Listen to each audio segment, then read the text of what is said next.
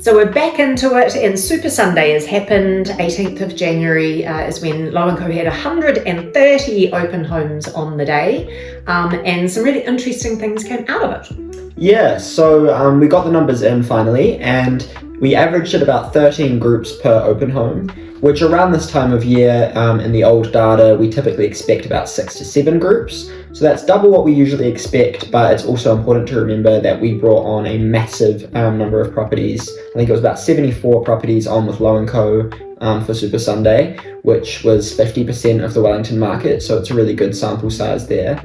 So to see the numbers double with a massive increase in stock is really great to see. Yeah, and I think what it does go to show, in one of the other bits of data that came out to us, is there was about 1,500 new names into the Low & Co database on Sunday. So that's people who are showing up to open homes whose names were not already in our system.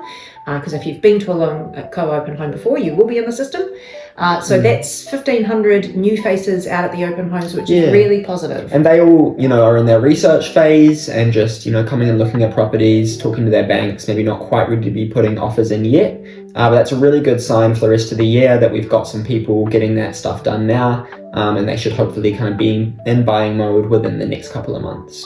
The other couple of things that James and I took away from the weekend and looking at the numbers that some of our colleagues were getting as well, presentation definitely pays in this market. So whether it's a full renovation and beautifully presented, or whether it's just a really tidy home beautifully presented, that presentation is key and makes a huge difference to the number of people who come through the door. So what that might mean for you if you're a buyer is it really pays to be looking at properties that maybe aren't presented quite as well, but still have really strong bones and a lot to work with, because they're going to have less people going to them, it's less competition, and you're often going to get a better price for those ones. And if you're a seller, it just means doing those little things before you hit the market. That doesn't mean doing a new kitchen and a new bathroom, but a fresh coat of paint, just getting the right furniture in the right places, and all those little presentation things that can make a really big difference to whether buyers even turn up to the house, let alone like it when they're there.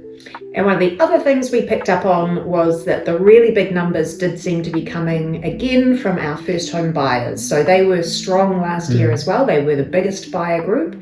And it really looks like they have come out in force at the beginning of this year. Some people who are determined to make 2026 the year they buy a home.